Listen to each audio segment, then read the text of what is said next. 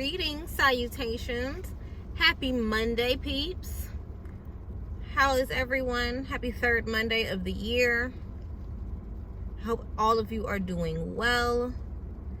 Yeah, I just wanted to come on today, do our little chit chat for the week. Wednesday we are going to have a focused topic. I guess all of my videos are focused topics, but we're going to be focusing on one of the love languages, so I'm excited for you guys to see that. I hope you clicked on the previous video for information about the love languages and whatnot. You'll see that there is a link in the description box. Please feel free to go ahead and take the quiz and see what that's about, so we can all get together and discuss the love languages. So yeah, I wanted to come on today. I actually had a conversation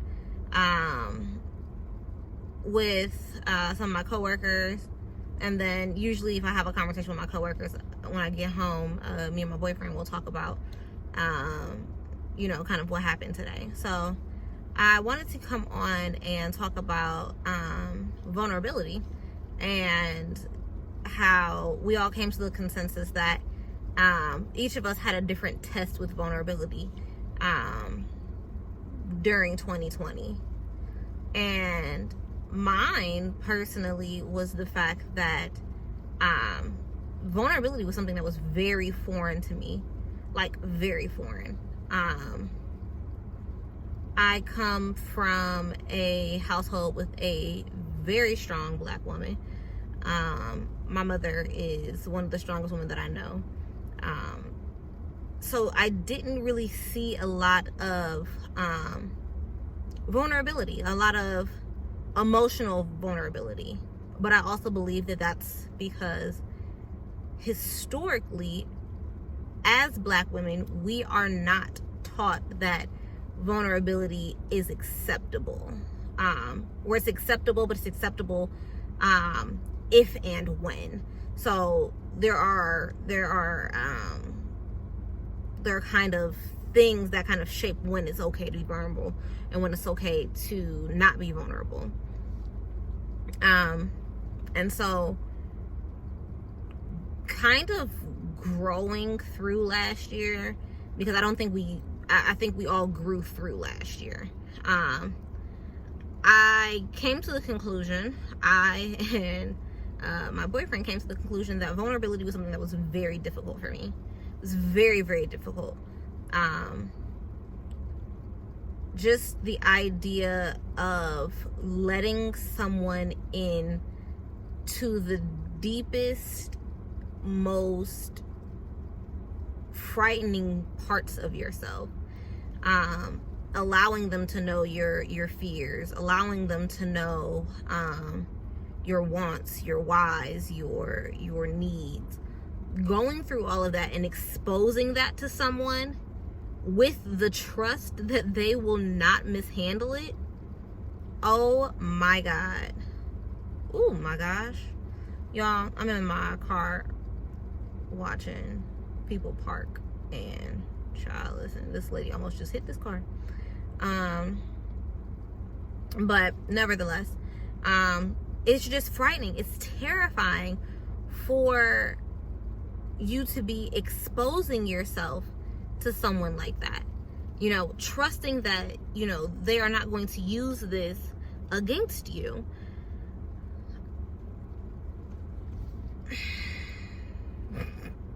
I don't know how he stuck around.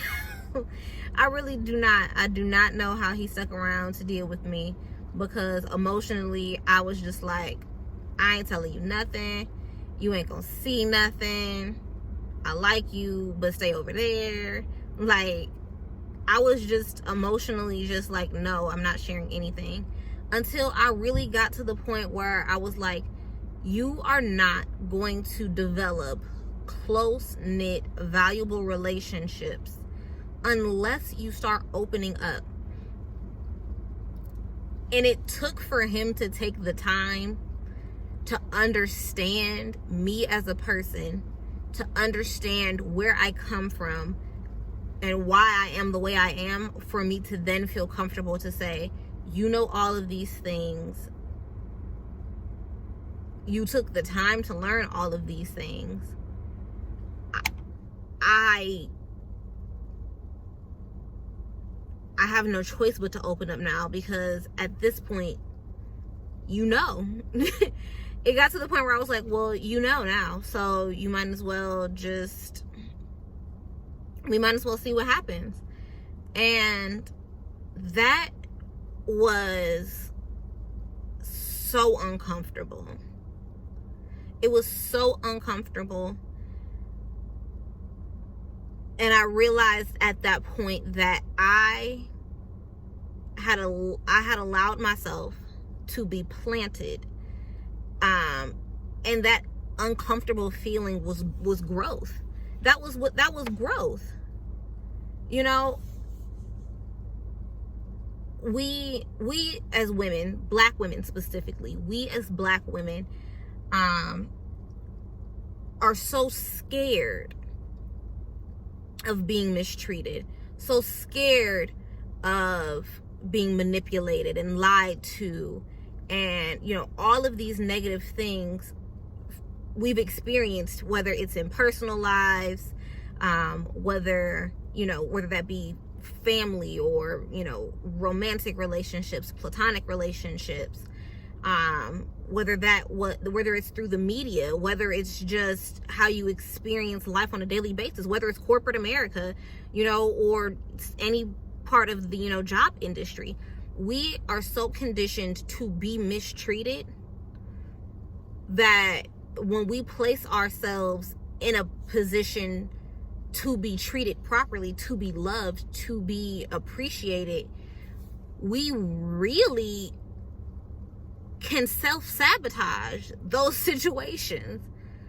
And it took me to go back to think, like, have I always been this way? Have there been other relationships or other moments in my life where I've sabotaged my own betterment? And I honestly can't say.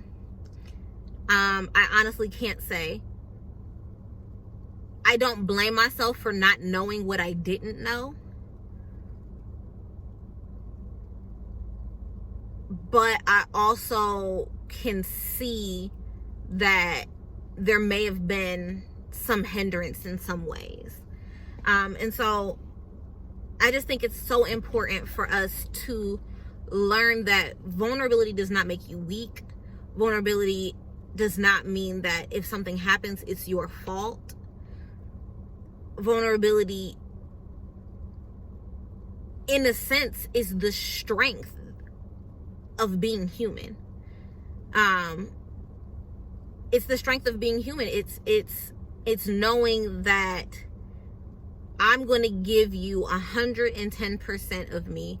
I'm going to open up. I'm going to let you see, you know, what it is, what it ain't, and allow you to decide what you want to do. And you know, in a relationship, or, you know, whatever, if someone decides not to choose you and you've been vulnerable, you're no less than. You're no less than what you already were. You're not. It's no loss to you. It's no loss to you, because somebody who values you is going to see your vulnerability and appreciate the fact that you were willing and open enough to show the scariest, most fragile parts of yourself and say, hey, here's what I have. It's not much, but this is what I have. It's precious and sacred to me. Please don't hurt it. Somebody who cares is going to handle that with care. You are going to be handled with care. Vulnerability is really just allowing yourself to be handled with care by somebody, you know, who you believe is going to be careful with you. You know, someone told me that you have to be careful who you place yourself in the care of. And I 100% believe that. But I also believe that you opening up, and I'm not saying to everyone, use your judgment, you know, make good choices, use your judgment. But to those who you feel connected to those you see chance and opportunity with, allow yourself to open up and be vulnerable. Allow yourself to kind of open up and experience them on a deeper level. Be careful on who you place yourself in the care of, but we have to stop placing these walls up around us, because we hinder so much.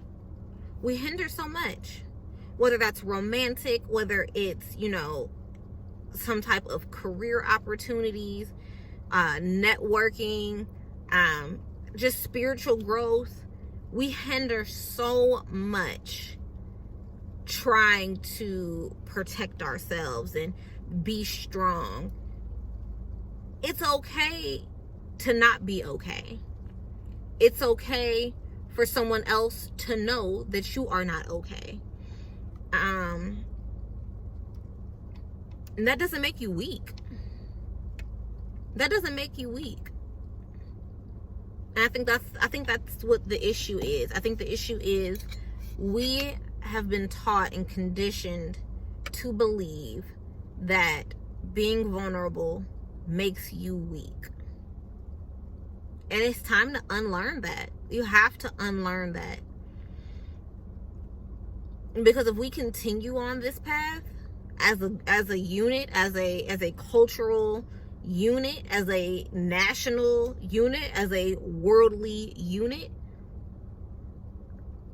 all of the children are going to have the same general ideas, which means that they're going to think that it's not okay to be vulnerable, which means that we're just producing more emotionally constipated adults. Who wants that? Nobody wants that. Nobody wants to deal with people who are not willing and wanting to evolve, to change.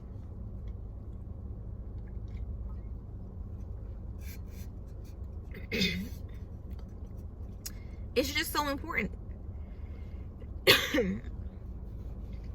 Can you imagine a world where there is just no vulnerability? None at all. There'd be no YouTube. There'd be no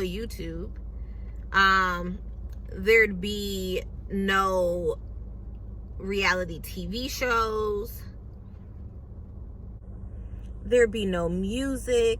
There'd be nothing showing passion and pleasure and pain. None of that would exist without the ability to be vulnerable. And I just don't think that we really understand how important vulnerability is.